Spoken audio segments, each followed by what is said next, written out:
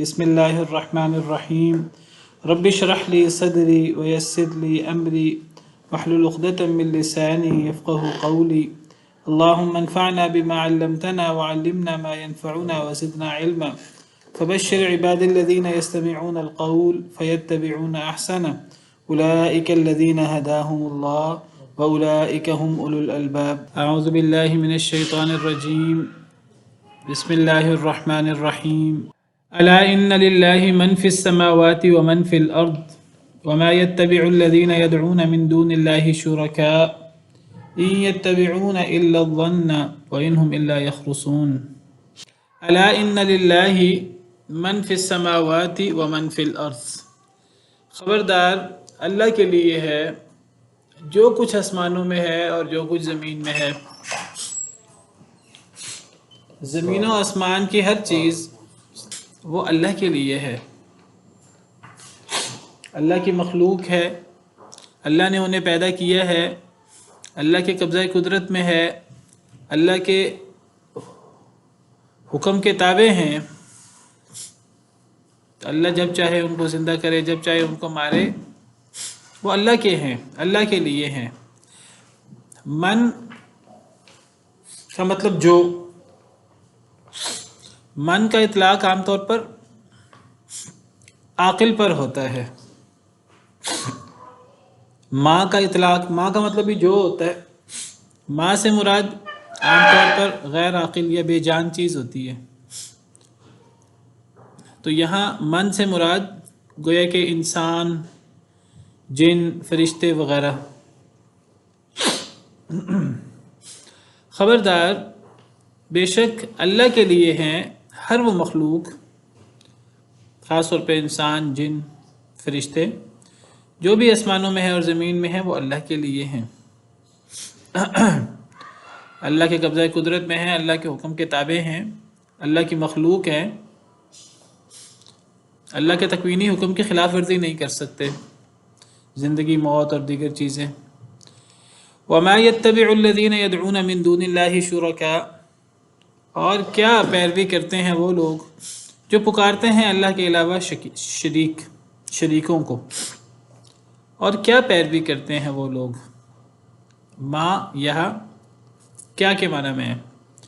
ما جو کے معنی میں بھی ہوتا ہے، جس طرح من جو کے معنی میں ہوتا ہے، ابھی میں نے بتایا۔ یہ موصولہ ہوتے ہیں جس کا مطلب جو ہوتا ہے۔ کبھی ما استفہامیہ ہوتا ہے سوال کے لیے، کبھی ما یا من نافیہ ہوتے ہیں جس کا معنی نہیں ہوتا ہے، خاص طور پہ جب یہ الا سے پہلے آئیں۔ تو یہاں ما استفہامیہ ہے کیا کے معنی میں، اور کیا چیز ہے کہ جس پیروی کرتے ہیں وہ لوگ، کس چیز کی پیروی کرتے ہیں وہ لوگ جو اللہ کے علاوہ شریکوں کو پکارتے ہیں۔ یعنی جو لوگ موحد نہیں ہیں، توحید پر نہیں ہیں، اللہ کے علاوہ اور شریکوں کو معبود بناتے ہیں، وہ اللہ کو چھوڑ کر کس کی پیروی کر رہے ہیں، کس کی عبادت کر رہے ہیں، کس کو اپنا رب اور اپنا معبود وہ مان رہے ہیں، ان کی حیثیت کیا ہے۔ اللہ رب العالمین کی حیثیت تو جیسے آیت کے شروع میں واضح ہوئی کہ اللہ رب العالمین کے لیے تو زمین و آسمان کی ہر مخلوق اللہ کی ہے۔ اللہ ہر مخلوق کے خالق ہیں، انسان کے بھی خالق ہیں، جنوں کے بھی خالق ہیں، فرشتوں کے بھی خالق ہیں، ہر چیز کے خالق ہیں۔ یہ تو اللہ رب العالمین کی شان ہے، اور اللہ رب العالمین اس لائق ہیں کہ وہ معبود ہوں، ان کی عبادت کی جائے۔ تو یہ جب اللہ تو زمین و آسمان کی ہر مخلوق، انسان، جن، فرشتے خاص طور پر یہ اللہ کے لیے ہیں اور اللہ کی مخلوق ہیں، تو پھر اللہ کو چھوڑ کر اب جس کی یہ پیروی کر رہے ہیں، یہ اللہ کو چھوڑ کر جن شریکوں کو پکارتے ہیں، یہ کس کی پیروی کر رہے ہیں؟ کیا انہوں نے بھی کچھ پیدا کیا ہے؟ کیا ان کے بھی قبضہ میں کچھ ہے؟ ان کے قبضہ میں تو کچھ نہیں ہے، کوئی اختیار نہیں ہے۔ تو یہ ایک سوال ہے، ایک استفہام ہے، ایک استفہام انکاری ہے کہ اللہ کو چھوڑ کر یہ کس کی پیروی کر رہے ہیں؟ ان ہستیوں کی کیا مقام ہے، کیا مرتبہ ہے جنہیں وہ اللہ کا شریک بنا رہے ہیں۔ إِن يَتَّبِعُونَ إِلَّا الظَّنَّ وَإِنْ هُمْ إِلَّا يَخْرُصُونَ، نہیں وہ پیروی کر رہے مگر گمان کی، وَإِنْ هُمْ إِلَّا يَخْرُصُونَ، اور نہیں ہیں وہ مگر اندازے لگاتے۔ یہ جو اللہ کے علاوہ اوروں کو پکارتے ہیں، اوروں کو معبود بناتے ہیں، ان کے دلائل کیا ہیں؟ یہ اوروں کو کیوں پکارتے ہیں؟ اوروں کو کیوں حاجت روا مشکل کشا سمجھتے ہیں؟ کیوں یہ سمجھتے ہیں کہ اور قبروں میں ہیں یا ان کے بت بنا لیتے ہیں تو وہ ہماری پکار سنتے ہیں؟ یہ کیوں انہوں نے ایسے عقیدے بنا رکھے ہیں؟ اصل میں ظن و تخمین ہے، ظن و تخمین کی یہ پیروی کرتے ہیں۔ کوئی ٹھوس دلیل نہیں ہے ان کے پاس، نہ کسی اللہ کی کتاب میں، نہ کبھی کسی نبی نے اس کی دعوت دی۔ اللہ کی بات تو یا اللہ کی کتابوں میں ہوگی، اللہ کی بات کتابوں میں نہیں ہوگی تو پھر انبیاء کرام علیہم السلام کی دعوت میں ہوگی۔ یہ دو ہی چیزیں ہیں جو یقینی ہیں۔ وہی ان کے پاس کتاب و سنت کی کیا دلیل ہے؟ اللہ کی کتاب سے یا انبیاء کرام علیہم السلام پر جو وحی ہوئی اس میں سے کیا چیز ہے، کیا حق ہے، کیا یقینی بات ہے؟ ان کے پاس کوئی یقینی بات نہیں ہے، صرف شکوک و شبہات ہیں، ظن و تخمین ہے، اندازے ہیں۔ ہمارے بزرگ یہ بات کہتے ہیں، سیدنا عیسیٰ علیہ السلام یہ کر سکتے ہیں، اللہ کے نبی ولی ان کے پاس یہ اختیار ہوتے ہیں۔ اندازے ہیں، صرف اندازے کیا ہیں؟ جیسے میں نے پہلے ذکر کیا تھا کہ جی ہمارے آباء و اجداد نے کہا کہ یہ کچھ کر سکتے ہیں، یہ حاجت روا ہوتے ہیں، یہ مشکل کشا ہوتے ہیں، یہ داتا ہوتے ہیں، یہ دے سکتے ہیں، اولاد دے سکتے ہیں، یہ کرنے والے ہوتے ہیں، یہ کتب ہوتے ہیں، یہ ابدال ہوتے ہیں۔ مختلف صفات لوگوں نے اپنے اپنے معبودوں کو دے رکھی ہیں۔ معبودوں کے پاس تو وہ اختیار نہیں ہے، اللہ کی صفات معبودوں کو دے رکھی ہیں۔ کیوں دے رکھی ہیں؟ ہم نے اپنے آباء و اجداد سے سنا، وہ یہ کرتے رہے۔ اچھا جی آپ کے آباء و اجداد کے پاس یہ علم کہاں سے آیا؟ جی انہوں نے اپنے آباء و اجداد سے سنا۔ اچھا جی ان کے پاس یہ علم کہاں سے آیا؟ انہوں نے کسی بزرگ سے سنا ہوگا، انہوں نے کسی نبی سے سنا ہوگا، ان کے پاس کوئی دلیل ہوگی اس کی۔ یہ ہوگی پہ سارا دین کی بنیاد قائم ہو جاتی ہے۔ ہمارے ہاں آپ دیکھیے، ہمارے ہاں گروہ بندیاں بنی ہوئی ہیں، فرقے بنے ہوئے ہیں، مسلک بنے ہوئے ہیں۔ کتاب و سنت کی بات کریں تو آگے سے لوگ کہتے ہیں یہ تو وہابی ہو گیا، یہ کتاب و سنت کی بات کرتا ہے، یہ دلیل کی بات کرتا ہے۔ دلیل تو امام کا قول ہوتا ہے۔ اچھا جی اگر کہا جائے کہ جی امام صاحب نے اگر یہ بات کہی ہے، اکثر باتیں امام صاحب سے ثابت ہی نہیں ہوتی، بس امام صاحب کا نام استعمال ہوتا ہے۔ اچھا جی کہا جائے کہ امام صاحب نے اگر یہ بات کہی ہے تو امام صاحب کی کوئی دلیل، قرآن کی کس آیت کی روشنی میں انہوں نے یہ بات کہی، کس حدیث مبارکہ کی روشنی میں انہوں نے یہ بات کہی؟ تو کیا ہوتا ہے عام طور پر؟ جی امام صاحب اتنے بڑے امام تھے، کوئی دلیل تو ان کے پاس ہوگی نا، وہ تو اللہ کے حکم کی خلاف ورزی نہیں کر سکتے، کوئی نہ کوئی آیت، کوئی نہ کوئی حدیث ان کے پاس ہوگی، بس ہوگی کے اوپر سارے بنیاد قائم ہو جاتی ہے۔ یہ دین ہوگی کا نام نہیں ہوتا، دین میں تو ہے کہ کیا ہے۔ اگر آپ کسی کو معصوم سمجھ لیں نبیوں کی طرح،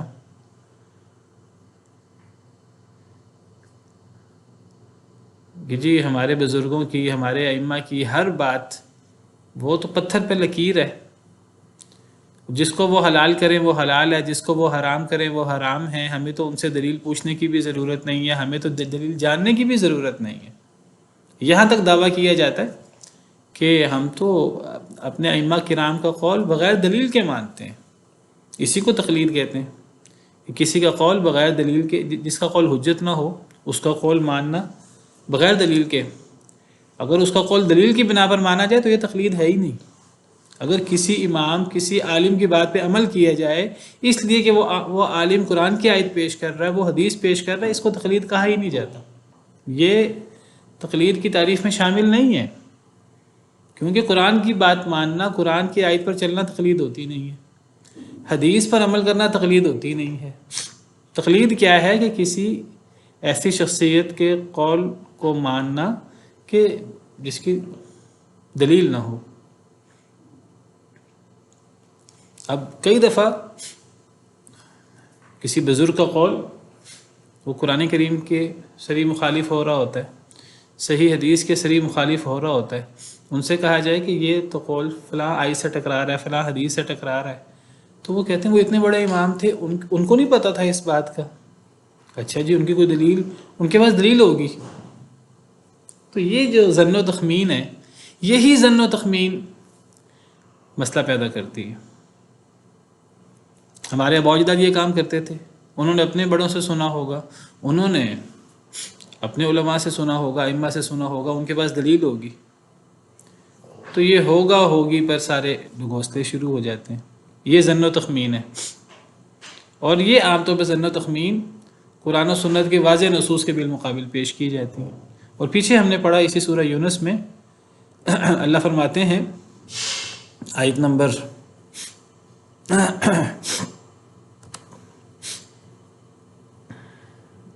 36 میں، وَمَا يَتَّبِعُ أَكْثَرُهُمْ إِلَّا ظَنًّا، ان میں سے اکثر لوگ نہیں پیروی کرتے مگر ظن کی۔ مشرکین مکہ کی بات ہو رہی ہے، اکثر لوگ ظن کی پیروی کرتے ہیں۔ ان الظن لا یغنی من الحق شیئا، حق کے مقابلے میں ظن کوئی فائدہ نہیں دیتا۔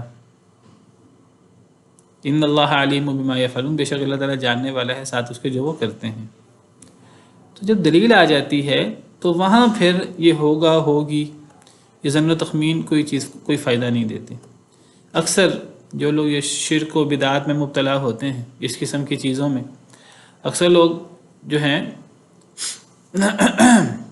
بس ان کے پاس دو ٹوک دلیل نہیں ہوتی، تو وہ بس ظن و تخمین کی بنا پر، یعنی بزرگوں کو جو صفات دی ہوتی ہیں، ایک پورا سلسلہ ہے ہمارے ہاں، جو کتب ہوتے ہیں، ابدال ہوتے ہیں، کتب کے پاس یہ پاورز ہیں، یہ اختیارات ہیں، ابدال کے پاس یہ پاورز ہیں، یہ اختیارات ہیں، فلاں بزرگ، فلاں پیر صاحب وہ داتا ہیں، فلاں گنج بخش ہیں، فلاں گنج شکر ہیں، فلاں غریب نواز ہیں، فلاں زندہ پیر ہیں، قبر میں ہیں وہ زندہ پیر ہیں، فلاں بیٹے دیتے ہیں، فلاں یہ کرتے ہیں، فلاں یہ کرتے ہیں۔ ایسی باتیں ہیں جن باتوں پر اللہ تعالیٰ کہتے ہیں کہ ایسے دعوے ہیں جن پہ دلیل کوئی نہیں ہے۔ دلیل کیا ہے؟ ظن و تخمین۔ ہمارے بزرگوں نے کہا، ہمارے بزرگوں نے کہا، ہمارے بڑوں نے کہا، ہمارے بڑے پاگل تھے، میں 80 سال سے اس پر عمل کر رہا ہوں، میں 60 سال سے اس پر عمل کر رہا ہوں، یہ کیسے غلط ہو سکتا ہے؟ یہ کوئی دلیل ہے؟ 80 سال سے عمل کرنا، 60 سال سے عمل کرنا؟ ہاں جی، اس تقلید کی ایک مثال مل جائے، میں نے کئی دفعہ مثال پیش کی ہے۔ قرآن کریم کی ایک آیت ہے، یہ سورہ لقمان کی آیت نمبر 14 ہے۔ اس آیت کریمہ میں اللہ تعالیٰ فرماتے ہیں وَوَصَّيْنَا الْإِنسَانَ بِوَالِدَيْهِ، ہم نے انسان کو اس کے والدین کے بارے میں وصیت کی، حسن سلوک کی۔ حملتہ امہ وہنا علی وہن، اس کی ماں نے اس کو اٹھایا بطور حمل، کمزوری پر کمزوری اٹھا کر۔ وفصالہ فی عامین، اور اس کا دودھ چھڑانا اس کی مدت 2 سال ہے۔ یہ سورہ لقمان کی آیت نمبر 14 ہے۔ اللہ تعالیٰ فرماتے ہیں کہ ماں باپ کے ساتھ حسن سلوک کرو۔ ماں نے تمہیں حمل کی صورت میں اٹھایا اور پھر ماں نے دودھ پلایا۔ ماں باپ کے بڑے احسانات ہیں انسان پر، انسان اس کا شکر ادا نہیں کر سکتا، تو اللہ فرماتے ہیں کہ میرا بھی شکر ادا کرو، والدین کے شکر بھی ادا کرو، میری طرف ہی لوٹ کر آنا ہے۔ تو اللہ نے اپنے شکر کے ساتھ والدین کے شکر کا ذکر کیا ہے، جسے والدین کے ساتھ حسن سلوک کی اہمیت واضح ہوتی ہے۔ تو یہاں اللہ تعالیٰ فرما رہے ہیں کہ ماں 2 سال دودھ پلاتی ہے، دودھ چھڑانے کی مدت، اور فصالہ کا لفظی مطلب ہے دودھ چھڑانا 2 سال۔ اسی طرح قرآن کریم کی دوسری آیت میں بھی ہے والوالدات یرضعن اولادہن حولین کاملین، کہ مائیں اپنے بچوں کو پورے 2 سال دودھ پلائیں، اور قرآن کریم کی دیگر آیات میں بھی یہ بات موجود ہے کہ دودھ پلانے کی مدت 2 سال ہے۔ اگر کوئی دودھ پلانا چاہے، کوئی رضاعت کا پیریڈ مکمل کرنا چاہے اپنے بچے کے لیے، تو دودھ پلانے کی اور دودھ چھڑانے کی مدت 2 سال ہے۔ اس آیت کریمہ کی تشریح میں شبیر عثمانی صاحب انہوں نے لکھا ہے، ان کا حاشیہ ہے، تفسیر ہے ان کی، تفسیر عثمانی، اس آیت کی شرح میں وہ لکھتے ہیں کہ اللہ تعالیٰ نے تو دودھ چھڑانے کی مدت 2 سال رکھی ہے۔ ہمارے امام صاحب امام ابو حنیفہ رحمہ اللہ، ان کا موقف 2.5 سال کا ہے۔ امام ابو حنیفہ رحمہ اللہ کی رائے 2.5 سال کی ہے۔ اس رائے کی وجہ کیا ہے اللہ کو پتہ ہے۔ ان کا کہنا یہ ہے کہ دودھ چھڑانے کی مدت زیادہ سے زیادہ 2.5 سال ہے، رضاعت کی پوری مدت 2.5 سال ہے۔ تو اب وہ اپنے امام صاحب کو قول ذکر کرتے ہیں، قرآن کی آیت، اس آیت کی شرح میں اپنے امام صاحب کو قول نقل کرتے ہیں، اور آگے کیا لکھتے ہیں؟ وہ لکھتے ہیں کہ قرآن میں تو 2 سال مدت ہے، ہمارے امام صاحب کے پاس 2.5، ان کا موقف 2.5 سال کی مدت کا ہے۔ یہ نہیں کہتے کہ ہم اب قرآن کے پیچھے ہم اپنے امام صاحب کی بات چھوڑ دیتے ہیں، وہ کہتے ہیں کہ ہمارے امام صاحب کے پاس اس کی کوئی دلیل ہوگی، یہ کہہ کر بات ختم کر دیتے ہیں۔ کہتے ہیں کہ قرآن میں اللہ نے تو 2 سال کا ذکر کیا، ہمارے امام صاحب نے 2.5 سال کا ذکر کیا، ہمارے امام صاحب کے پاس کوئی دلیل ہوگی۔ اتنا حاشیہ ہے۔ گویا کہ کیا میسیج دے رہے ہیں اپنے پڑھنے والوں کو؟ میسیج یہ دے رہے ہیں کہ امام صاحب، ہم امام صاحب کی بات تو نہیں چھوڑ سکتے۔ اب امام صاحب نے اگر 2.5 سال کی بات کی ہے، حالانکہ قرآن کی آیت میں 2 سال کا ذکر ہے، تو امام صاحب کے پاس کوئی دلیل ہوگی کوئی، اور وہ دلیل ذکر بھی نہیں کرتے کیونکہ دلیل ہے نہیں، نہ قرآن میں نہ حدیث میں۔ وہ کہتے ہیں بس دلیل ہوگی۔ ایک امام کرخی ہیں حنفی، تو انہوں نے ایک اصول بیان کیا، ان کی کتاب ہے اصول کرخی، اس میں انہوں نے کچھ اصول بیان کیے ہیں قرآن و سنت کو سمجھنے کے۔ اس میں وہ 2 اصول میں آپ کے سامنے بیان کر دیتا ہوں، جس سے ایک انداز کا اور ایک ذہنیت کا اندازہ ہو جاتا ہے کہ یہ جو لوگ اس انداز سے چلتے ہیں پھر ان کا کیا ذہن بن جاتا ہے۔ وہ کہتے ہیں کہ ہر وہ آیت جو ہمارے امام صاحب کے اور ہمارے احناف کے قول کے خلاف ہوگی، یا وہ آیت منسوخ شمار ہوگی یا اس آیت کی تعویل کی جائے گی، اس انداز سے تعویل کی جائے گی کہ وہ آیت ہمارے امام صاحب کے قول کے مطابق ہو جائے۔ وجہ کیا ہے؟ وجہ یہ کہ امام صاحب اتنے بڑے امام ہیں، انہوں نے اگر کوئی قول فرمایا ہے تو وہ ان کے پاس اپنے دلائل ہیں، اس کے وہ دلائل ہمیں پتہ ہے یا نہیں پتہ، یعنی ان کا اصول کیا بیان کرتے ہیں، اصول لکھا ہوا باقاعدہ کتابوں میں۔ ہر وہ آیت جو ہمارے امام صاحب اور ہمارے احناف کے قول کے خلاف ہوئی یا منسوخ شمار ہوگی یا اس کی تعویل کی جائے گی، اور تعویل کیسے کی جائے گی کہ وہ اس طرح کر کے تعویل کی جائے وہ آیت ہمارے امام صاحب کے ہمارے احناف کے قول کے مطابق ہو جائے۔ ایک اصول یہ ہے۔ دوسرا اصول یہ ہے کہ ہر وہ حدیث جو ہمارے امام صاحب کے قول کے خلاف ہو، وہ حدیث منسوخ شمار ہوگی یا اس حدیث کی تعویل کی جائے گی۔ اب مجھے بتائیے کہ یعنی ہمارے ائمہ کرام، وہ ہمارے لیے ائمہ کرام سر آنکھوں پر یہی لوگ ہیں جنہوں نے ہمارے سامنے دین پہنچایا ہے، لیکن ائمہ کرام کو نبی کا درجہ دے دینا، انہیں معصوم سمجھ لینا کہ ان کے وہ غلطی کر ہی نہیں سکتے، اور ان کی ہر بات جو ہے وہ غلط ہو ہی نہیں سکتی۔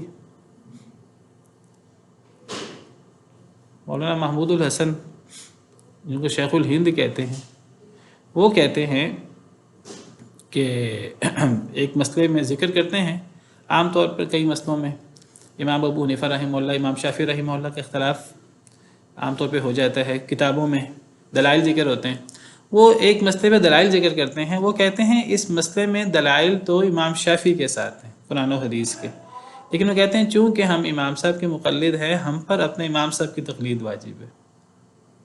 کیا مطلب ہے اس ساری بات کا؟ یہ بات ہم دوسری طرف نکل گئے، میں نے ضمناً یہ بات کر دی۔ اصل میں بات یہ چل رہی تھی کہ جو لوگ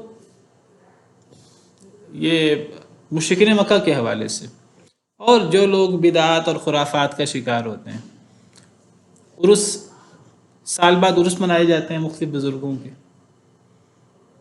40واں منایا جاتا ہے، تیجا ساتہ کل منائے جاتے ہیں، دلیل پوچھی جائے تو یہ ہمارے بزرگ یہ کام کرتے ہیں، ہمارے علماء ہمیں یہ بات کہتے ہیں، وہ دلیل کیا ہے؟ دلیل کوئی بھی نہیں ہے، بس وہ دلیل یہی ہے کہ ہمارے بزرگ یہ کرتے تھے، ہمارے بڑے یہ کرتے تھے، ان کے پاس دلیل نہیں ہوگی، وہ اتنے بڑے عالم ہیں ان کے پاس دلیل ہوگی، تو یہ ظن و تخمین جو ہے یہ دلیل ہے۔ یعنی بزرگوں کی وفات کے بعد سالانہ ان کی برسی منائی جاتی ہے، برسی اس کو برسی کہہ لیں، عرس کہہ لیں، اس کو عرس کہتے ہیں، میلہ لگتا ہے۔ وہ کیوں منائی جاتی ہے؟ تاکہ وہ بزرگوں کے دن تازہ رہیں، اور ہمارا تھوڑا سا یہ ایک پروگرام ہو جائے گا تو ہمارا کھانے پینے کا سلسلہ لگا رہے گا۔ تو اب دلیل کیا ہے؟ دلیل اس کی کوئی نہیں ہے۔ کیا نبی کریم صلی اللہ علیہ وسلم کے آپ کے عزیز فوت نہیں ہوئے، آپ کے پیارے فوت نہیں ہوئے؟ کیا آپ نے ان کی برسی منائی؟ کیا آپ نے ان کا تیجا ساتہ 40واں قل وغیرہ کیا جس انداز سے ہمارے ہاں ہوتا ہے؟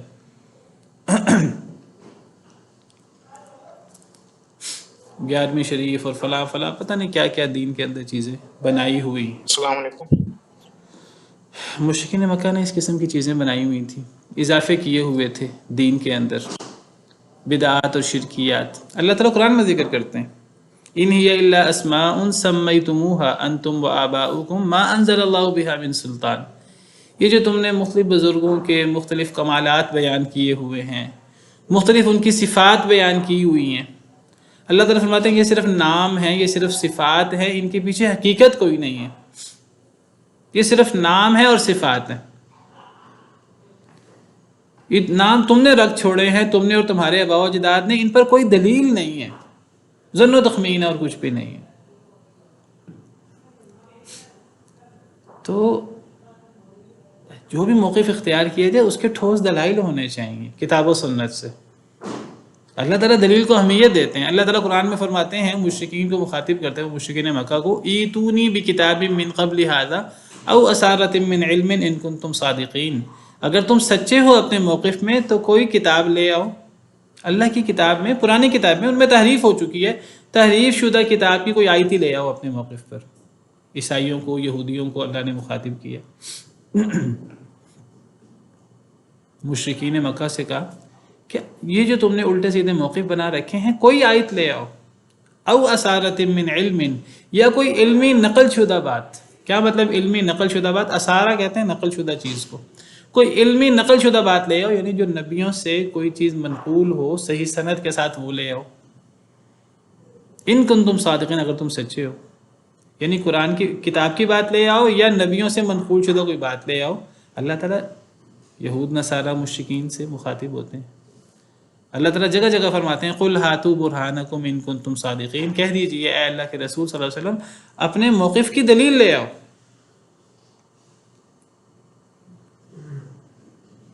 اللہ تعالیٰ فرماتے ہیں کہ وہ یہودی کہتے ہیں یہودی بن جاؤ، عیسائی کہتے ہیں عیسائی بن جاؤ۔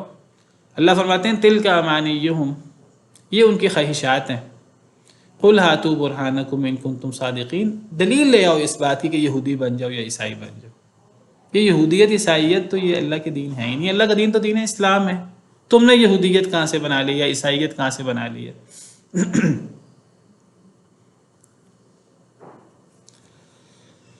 تو یہ بہت بڑا ایک مسئلہ ہے، فتنہ ہے، یہ ظن کے پیچھے چلنا، ظن و تخمین کے پیچھے چلنا، دو ٹوک بات کو، ٹھوس بات کو چھوڑ کر اندازے لگانا، اٹکل پچو لگانا، اکثر بدعات اور خرافات کے پیچھے، اور یہ اس قسم کے ظن و تخمین اٹکل پچو ہوتے ہیں۔ السلام علیکم شیخ، میرا ایک چھوٹا سا سوال تھا۔ کل اللہ فرماتے ہیں ریڈیو میں وَالَّذِي جَعَلَ لَكُمُ اللَّيْلَ لِتَسْكُنُوا فِيهِ وَالنَّهَارَ مُبْصِرًا، اللہ وہ ذات ہیں جنہوں نے تمہارے لیے رات کو بنایا، رات کو پیدا کیا، لِتَسْكُنُوا فِيهِ تاکہ تم سکون اختیار کرو اس میں، وَالنَّهَارَ مُبْصِرًا اور دن بنایا ہے دیکھنے کو، تاکہ تم اس میں دیکھ سکو۔ رات کو اندھیرا ہوتا ہے، روشنی نہیں ہوتی ہے، اب تو آج کل بجلی وغیرہ آرٹیفیشل روشنی آ گئی ہے، پہلے نہیں ہوتی تھی، تو رات کو چیزیں نظر اتنی نہیں آتی تھی، دن میں چیزیں نظر آتی ہیں سورج کی روشنی میں. تو اللہ نے رات بنائی سکون کے لیے، آرام کے لیے. رات میں روشنی نہیں ہے، اور دن اللہ نے دیکھنے کو بنایا ہے، اس میں روشنی ہے، اس میں کمائی کرو، اس میں حلال طریقے سے اپنی روزی روٹی کماؤ اللہ کے حکم کے مطابق. تو اللہ اپنی عظمت، اپنی شان بیان کر رہے ہیں. اور پچھلی آیت کے شروع میں بھی اللہ نے اپنی عظمت، اپنی شان بیان کی ہے، اور درمیان میں اللہ تعالیٰ نے فرمایا کہ یہ جو لوگ اللہ کے علاوہ شریک بنا لیتے ہیں، یہ کس چیز کی پیروی کرتے ہیں. ان لوگ، یہ جن مخلوق اللہ کے بندوں کو یہ شریک بنا لیتے ہیں، تو کیا وہ اس لائق ہیں کہ ان کو معبود بنایا جائے. تو گویا کہ اللہ تعالیٰ وہی توحید ربوبیت سے توحید الوہیت ثابت کرتے ہیں کہ اگر تمہیں کسی کو معبود بنانا ہے تو معبود کون ہونا چاہیے؟ معبود وہ ہونا چاہیے جس کے ہاتھ میں زمین و آسمان کی ہر چیز اس کی ہو، اس کی مخلوق ہو، اس کی ملکیت ہو. معبود وہ ہونا چاہیے جو رات اور دن کا خالق ہو. رات اور دن تو تمہارے لیے اللہ نے بنائے، زمین و آسمان اللہ نے بنائے، زمین و آسمان کی ساری مخلوق اللہ کی ہے. انسان اور جن اور فرشتوں کو اللہ نے پیدا کیا ہے. عبادت تم اللہ کو چھوڑ کر اوروں کی کیسے کر لیتے ہو؟ یہ وہی موضوع ہے. توحید ربوبیت کے ذریعے توحید الوہیت کو اللہ ثابت کرتے ہیں. جب خالق اللہ اکیلا ہے تو عبادت میں اللہ کے ساتھ اوروں کو شریک کیوں کیا جائے؟ ان فی ذلک لآیات لقوم یسمعون، بے شک اس میں البتہ نشانیاں ہیں اس قوم کے لیے جو سنتی ہے. کس میں؟ اللہ کی ان نشانیوں میں. یعنی اللہ رات کے خالق بھی اللہ ہیں تاکہ ہم رات کو سکون کریں، دن کے خالق بھی اللہ ہے تاکہ ہم دن کو دیکھ سکیں اور اپنی کمائی کر سکیں. انسان کے خالق، ہر مخلوق کے خالق اللہ ہیں. جب ہر چیز کے خالق اللہ ہیں، ہر نعمت اللہ اکیلے دیتے ہیں، تو پھر عبادت میں اوروں کو شریک کیوں کر لیا جاتا ہے؟ کتنی عجیب بات ہے، کتنی بے عقلی والی بات ہے، اللاجیکل بات ہے. تو اس میں نشانیاں ہیں اس قوم کے لیے جو غور سے سنتی ہے قرآن کو، نبی کے فرمان کو جو غور سے سنے اور سمجھنے کی نیت سے سنے، اس کے لیے اس میں بہت بڑی نشانی ہے. قالوا اتخذ اللہ ولدا، انہوں نے کہا پکڑی اللہ تعالیٰ نے اولاد. سبحانہ، وہ پاک ہے اس سے. هو الغنی، وہ تو بے نیاز ہے ہر چیز سے. لہو ما فی السماوات و ما فی الارض، اس کے لیے ہے جو کچھ آسمانوں میں ہے اور جو کچھ زمین میں ہے. ان عندکم من سلطان بہذا، نہیں ہے تمہارے پاس کوئی دلیل اس بات کی. اتقولون علی اللہ ما لا تعلمون، ان یہاں نہیں کے معنی میں نہیں ہے تمہارے پاس کوئی دلیل اس بات کی. اتقولون علی اللہ ما لا تعلمون، کیا تم کہتے ہو اللہ پر وہ چیز جو تم جانتے نہیں ہو. اب اللہ فرماتے ہیں کہ جس طرح یہ لوگ واضح دلائل کو چھوڑ کر، دو ٹوک بات کو چھوڑ کر ظن و تخمین کے پیچھے چلتے ہیں، اللہ کے علاوہ شریک بنا رکھے ہیں، اسی طرح انہوں نے کیا کیا؟ انہوں نے اللہ کی اولاد بنا رکھی ہے. یہود نے حضرت عزیر کو اللہ کا بیٹا قرار دیا، عیسائیوں نے حضرت عیسیٰ کو اللہ کا بیٹا قرار دیا، اور مشرکین مکہ نے کیا کیا؟ فرشتوں کو اللہ کی بیٹیاں قرار دیا. اور یہ چیز اللہ کے لیے گالی ہے. اللہ فرماتے ہیں کہ ابن آدم مجھے گالی دیتا ہے، اس کا حق نہیں تھا وہ مجھے گالی دے. ابن آدم مجھے جھٹلاتا ہے، اس کا حق یہ نہیں تھا کہ مجھے جھٹلائے. ابن آدم کو مجھے گالی دینا کیا ہے کہ وہ کہے اللہ نے اولاد پکڑی، حالانکہ میں اللہ احد، اللہ الصمد، لم یلد ولم یولد ولم یکن لہ کفوا احد، میں ایک اللہ ہوں، میں بے نیاز ہوں. اللہ نے کسی چیز کو پیدا نہیں کیا اور نہ اللہ کسی سے پیدا ہوئے ہیں، اور اللہ کا کوئی ہمسر بھی نہیں ہے. اللہ تعالیٰ فرماتے ہیں میرے لیے گالی ہے بہت بڑی. اور ابن آدم مجھے جھٹلاتا ہے، اس کا حق نہیں تھا مجھے جھٹلائے. اور ابن آدم کو جھٹلانا کیا ہے؟ وہ کہے کہ اللہ تعالیٰ دوبارہ پیدا نہیں کر سکتا انسان کو مرنے کے بعد جب وہ مٹی میں مل جائے گا. تو اللہ کے لیے اولاد مقرر کرنا، اس کی بھی کوئی دلیل نہیں ہے. یہ بھی ظن و تخمین پر مبنی بات ہے، اس کی بھی کوئی دلیل نہیں ہے. اور یہ اللہ رب العالمین کے لیے شدید تکلیف دہ بات ہے. یہ اتنی خطرناک بات ہے، اتنی ہولناک بات ہے کہ اللہ کی مخلوقات جو بڑی بڑی مخلوقات ہیں، آسمان، زمین، پہاڑ، اللہ فرماتے ہیں قریب ہے آسمان پھٹ پڑے لوگوں کی اس بات سے، زمین قریب ہے کہ زمین شک ہو جائے لوگوں کی اس بات سے کہ اللہ کی اولاد ہے، قریب ہے کہ آسمان پہاڑ ریزہ ریزہ ہو جائیں، تکاد السماوات یتفطرن منہ وتنشق الارض وتخر الجبال هدا ان دعوا للرحمن ولدا وما ينبغي للرحمن ان يتخذ ولدا۔ یہ جو لوگ اللہ کے لیے اولاد مقرر کرتے ہیں، یہ اتنی بڑی بات ہے، یہ اللہ کو گالی دینے والی بات ہے۔ اللہ کے لیے اولاد مقرر کرنا، یہ اللہ کے لیے کیوں تکلیف دے، اتنی اللہ کیوں اس کو کہتے ہیں میرے لیے یہ گالی ہے، یہ میرے لیے سب و شتم ہے؟ اس لیے کہ یہ بدترین شرک ہے اللہ کے لیے اولاد مقرر کرنا، یہ صرف عام شرک نہیں ہے، یہ بدترین شرک ہے۔ یہ بدترین شرک کیسے ہے؟ اللہ نے اس کا جواب دیے ہیں آگے، اسی موضوع کو اللہ نے آگے بڑھایا ہے۔ بدترین شرک اس لیے ہے کہ دیکھیے شرک کیا ہوتا ہے کہ اللہ کے ساتھ کوئی معبود بنانا، اللہ کے ساتھ کوئی معبود قرار دینا کہ وہ بھی حاجت روا ہے، وہ بھی مشکل کشا ہے، ہم نے اس سے بھی دعائیں کرنی ہیں، اس کو بھی نظر و نیاز دینی ہے۔ جب اللہ کا کوئی شریک مقرر کیا جاتا ہے تو یہ شرک ہے۔ جب اللہ کی اولاد مقرر کی جاتی ہے تو دیکھیے اولاد، جس کی اولاد ہوتی ہے وہ اس کی جنس سے ہوتی ہے، وہ اسی جیسی ہوتی ہے۔ شیر کا بچہ، شیر کی اولاد شیر ہوگی، انسان کی اولاد انسان ہوگی، بندر کی اولاد بندر ہوگی، جنوں کی اولاد جن ہوگی، جس کی اولاد ہے وہ اس کی جنس میں سے ہوگی، اور اولاد جب بڑی ہوتی ہے تو وہ اس کی طرح بن جاتی ہے جیسے وہ خود ہوتا ہے۔ اللہ کی اولاد مقرر کرنے کا مطلب یہ ہے کہ وہ اولاد اللہ سے ہے، یعنی اگر اللہ معبود ہے، اللہ خالق ہے، تو وہ بھی خالق ہے، وہ بھی پھر مخلوق نہیں ہے، اور وہ اللہ سے ہے، اور وہ اللہ کی طرح ہے، اس میں اور اللہ میں کوئی فرق نہیں ہے۔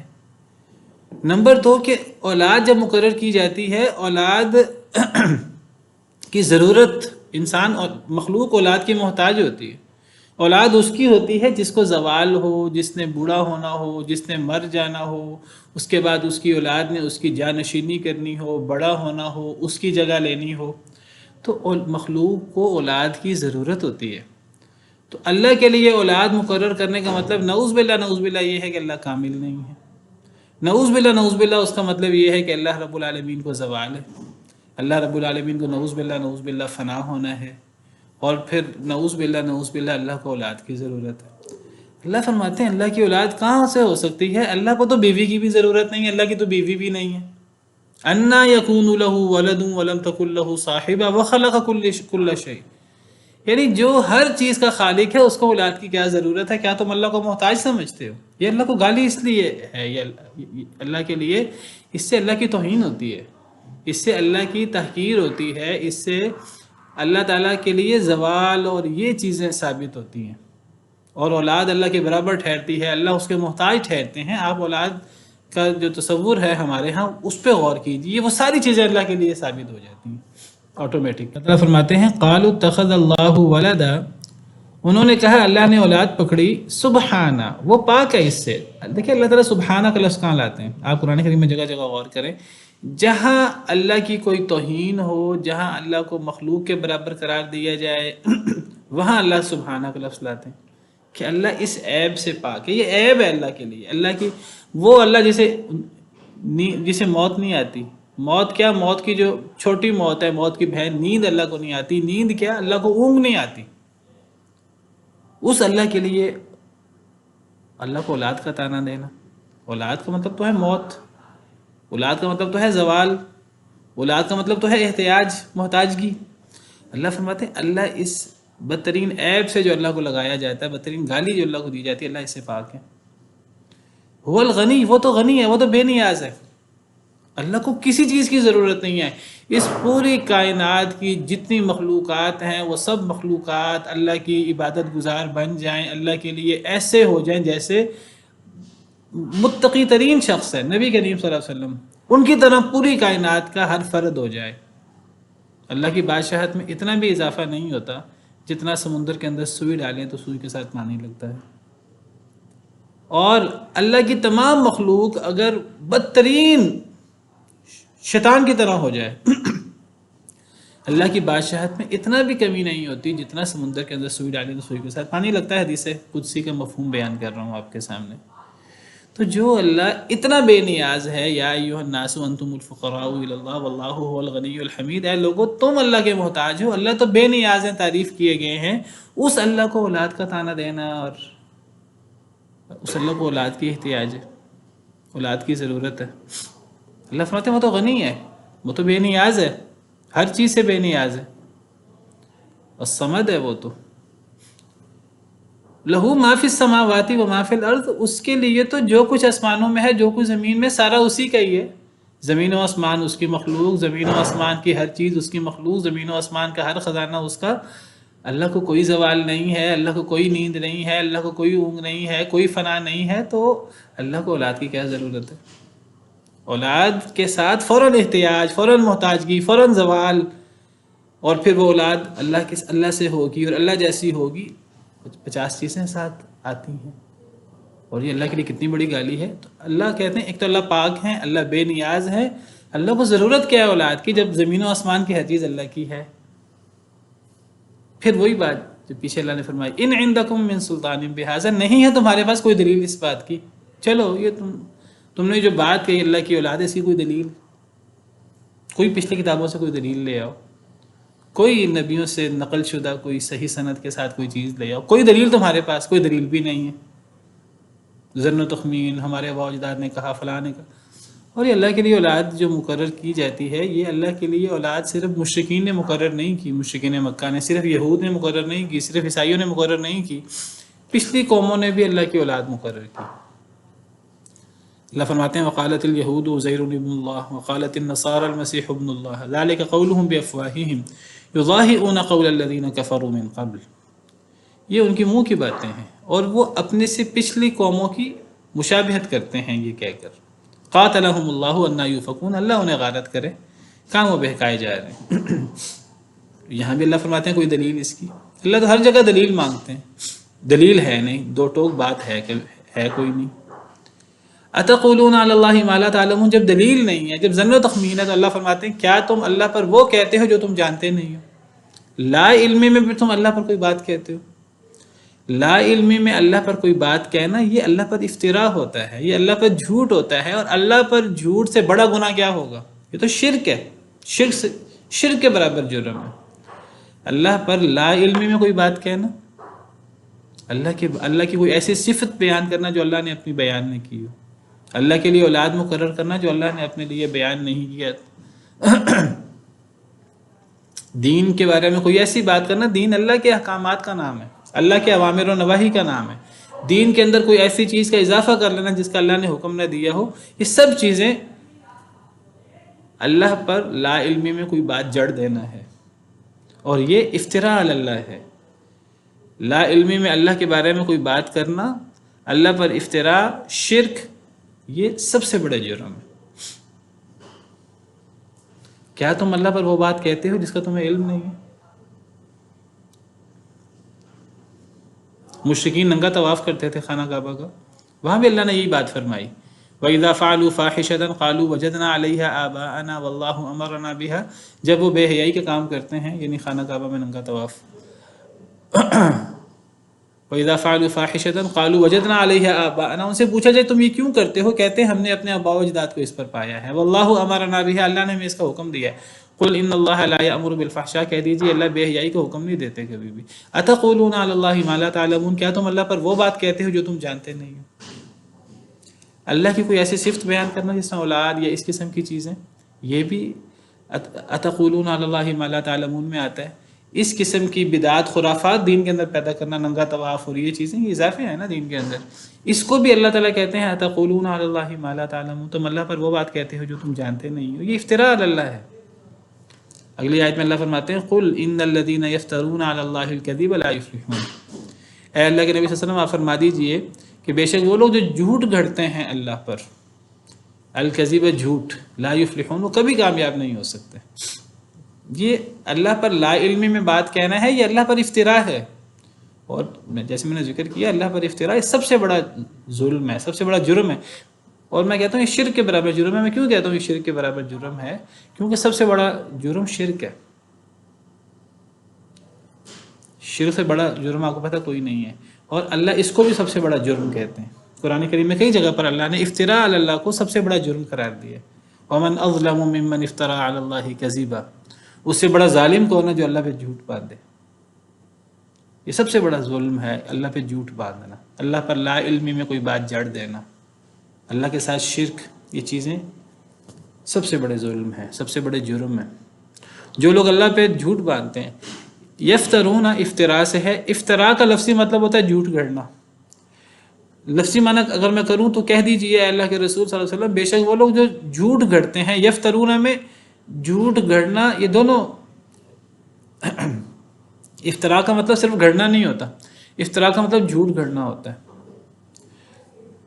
بے شک وہ لوگ جو جھوٹ گھڑتے ہیں علی اللہ اللہ پر، الکذب دوبارہ جھوٹ آیا ہے، یہ علماء کہتے ہیں یہ جھوٹ تکرار کے لیے آیا ہے، زور دینے کے لیے آیا ہے بات میں، ورنہ افتراء کے اندر جھوٹ گھڑنا، یہ افتراء کے معنی کے اندر جھوٹ شامل ہے۔ یہ نہیں ہے کہ افتراء کا مطلب گھڑنا ہے اور کذب کا مطلب جھوٹ ہے، نہیں، افتراء کا مطلب جھوٹ گھڑنا ہوتا ہے۔ تو افتراء کے بعد الکذب کیوں آیا؟ صرف زور دینے کے لیے کہ کتنی بڑی بات ہے۔ جو لوگ اللہ پہ جھوٹ گھڑتے ہیں وہ کبھی کامیاب نہیں ہو سکتے۔ متاع فی الدنیا، تھوڑا سا سامان ہے، متاع کہتے ہیں تھوڑے سے سامان کو، تھوڑا سا سامان ہے فی الدنیا، دنیا میں، ثم الینا مرجعہم، پھر ہماری طرف ان کا لوٹنا ہے، ثم نذیقہم العذاب الشدید، پھر ہم چکھائیں گے انہیں سخت ترین عذاب، بما کانوا یکفرون، اس وجہ سے جو وہ کفر کرتے تھے۔ اللہ فرماتے ہیں جو اللہ پر لا علمی میں کوئی بات کہیں، جو اللہ پر جھوٹ گھڑیں، یہ کبھی کامیاب نہیں ہو سکتے۔ یہاں اللہ تعالیٰ نے کامیابی کا صحیح معنی بتایا۔ کامیابی کیا ہے؟ اللہ کے ہاں کامیابی کا تصور بالکل کچھ اور ہے، اور ہم آج اللہ معاف کرے، ہم جو کامیابی سمجھتے ہیں، ہمارا تصور آج بالکل کچھ اور ہے۔ ہم سمجھتے ہیں جس کے پاس نعمتیں زیادہ ہیں دنیا میں، جس کے پاس بینک بیلنس زیادہ ہے، جس کے پاس بڑی گاڑی ہے، دنیا میں اقتدار والا ہے، مال والا ہے، بڑا کامیاب ہے۔ اللہ فرماتے ہیں یہ تو کوئی کامیابی نہیں ہے۔ یہ پہلے بھی بات ہوئی ہے، یہ مکی صورتوں کا یہ عام موضوع ہے۔ کامیابی یہ ہرگز نہیں ہے، یہ تو تھوڑا سا دنیا کا فائدہ ہے، بہت تھوڑا سا۔ ایک بندہ قارون کا خزانہ اس کے پاس ہو، فرعون جیسا، نمرود جیسا اقتدار اس کے پاس ہو، ہزاروں سال اس کی عمر ہو بالفرض، تو آخرت کے مقابلے میں، آخرت کے عذاب، آخرت کی نعمتیں، اس کے مقابلے میں یہ ہے بہت تھوڑا فائدہ ہے۔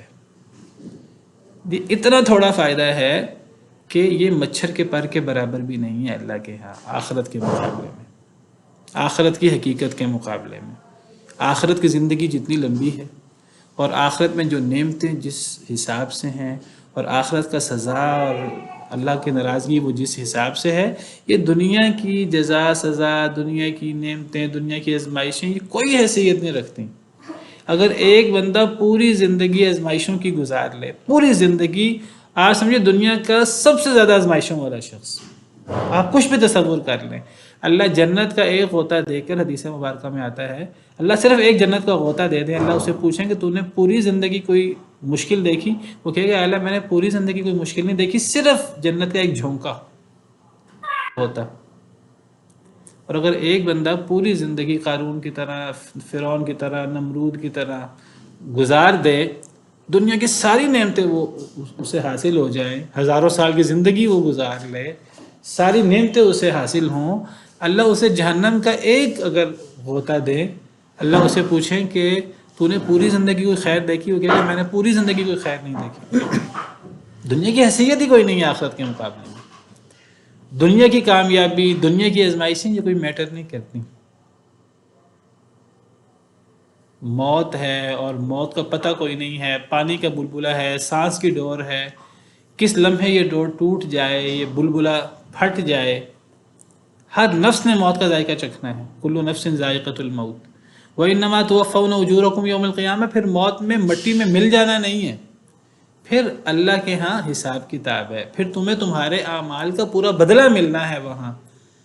فمن زحزح عن النار وادخل الجنة فقد فاز۔ کامیابی کیا ہے؟ کامیابی تو آخرت کی کامیابی ہے، جو اللہ کے عذاب سے بچا لیا گیا اور جنت میں داخل کر دیا گیا، وہ کامیاب ہو گیا۔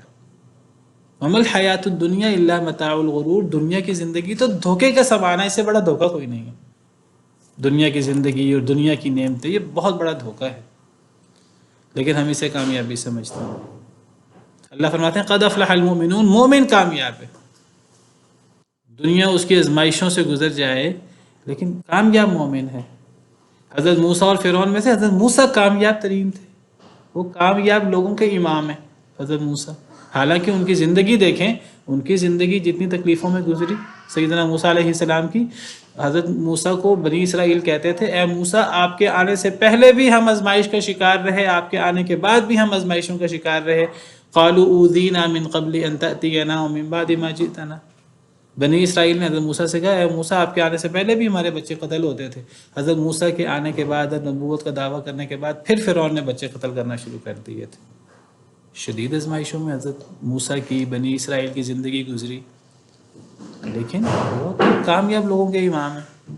اور فرعون دنیا کے اندر کتنا دنیاوی نعمتوں کے اعتبار سے کتنی نعمتیں ہیں اور کتنی لمبی زندگی اور کتنا اس نے عیش و عشرت کی، لیکن وہ ناکام ترین انسان ہے، اور ناکام انسانوں کے لیے مثال ہے۔ تو اللہ تعالیٰ قرآن کریم میں کئی جگہ پر لا یغرنک تقلب الذین کفروا فی البلاد، کافر لوگ جو ہیں وہ تجارت کرتے تھے۔ اللہ فرماتے ہیں یہ جو کافر لوگ تجارت کے لیے ایک شہر سے دوسرے شہر جاتے ہیں، یہ ان کا شہروں میں آنا جانا، یہ اے اللہ کے نبی آپ کو دھوکے میں نہ ڈال دیں کہ جی وہ تجارت کر رہے ہیں ہمارے پاس کچھ نہیں ہے۔ متاع قلیل ثم مأواہم جہنم، بہت تھوڑا فائدہ ہے پھر ان کا ٹھکانہ جہنم ہے، وبئس المہاد، بہت ہی برا ٹھکانہ ہے۔ اگر اللہ کے نزدیک دنیا کی مچھر کے پر سے زیادہ اہمیت ہوتی، اللہ دنیا میں کافر کو پانی کا گھونٹ نہ دیتے۔ حدیث مبارکہ کا مفہوم ہے اللہ کے نزدیک دنیا کی حیثیت مچھر کے پر کے برابر نہیں ہے، تو اللہ کہتے ہیں دنیا کافر نے جتنی لینی ہے لے لے، مجھے کیا پرواہ ہے۔ دنیا کی حیثیت ہی نہیں ہے آخرت کے مقابلے میں۔ آخرت میں مومن ہوگا یا کافر ہوگا، وہ کہے گا کہ میں نے تو دنیا میں ایک گھڑی گزاری ہے۔ وَيَوْمَ تَقُومُ السَّاعَةُ يُقْسِمُ الْمُجْرِمُونَ، قیامت کے دن مجرم قسم اٹھا اٹھا کر کہیں گے مَا لَبِثُوا غَيْرَ سَاعَةٍ، ایک گھڑی سے زیادہ وہ دنیا میں رہے نہیں۔ كَذَلِكَ كَانُوا يُؤْفَكُونَ، اسی طرح وہ بہکائے جاتے تھے۔ کتنا بڑا دھوکہ ہے دنیا کا، دنیا کی نعمتیں اور اقتدار اور ساتھی۔ اصل چیز کیا ہے؟ اصل چیز کامیابی ہے، آخرت کی کامیابی ہے۔ تو جو اللہ پہ جھوٹ باندھتا ہے، ظن و تخمین کے پیچھے چلتا ہے، اللہ پر افتراء کرتا ہے، یہ کبھی کامیاب نہیں ہو سکتا، چاہے دنیا کے اندر یہ کوئی بادشاہ، کوئی بڑا حکمرانی کیوں نہ ہو۔ چلیں وقت ختم ہو گیا، تو آج کے لیے اتنا ہی کافی ہے۔ سبحان ربک رب العزت عما یصفون وسلام علی المرسلین والحمد للہ رب العالمین۔